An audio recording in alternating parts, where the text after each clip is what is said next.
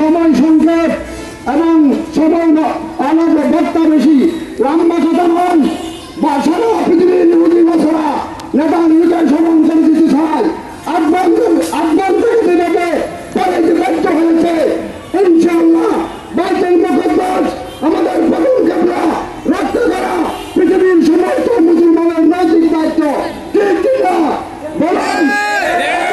বাইতুল মুকাদ্দাসের প্রতিবেশী গাজা বলেন, ফিলিস্তিন বলেন, এদেরকে রক্ষা করা, সহযোগিতা করা মুসলমানদের, সারা বিশ্বের মুসলমানদের নৈতিক দায়িত্ব।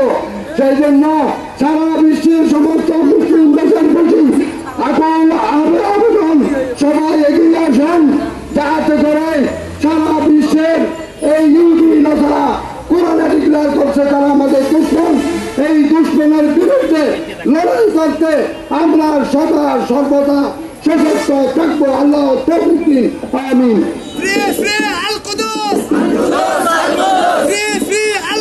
সংগ্রামী সাথী বন্ধুগণ, এর পর্যায়ে সংযুক্ত বক্তব্য রাখবেন হেফাজতে ইসলাম লোহাগাড়া উপজেলা শাখার সংগ্রামী সিনিয়র সহ সভাপতি হযরত মাওলানা মহিউদ্দিন হেলালি।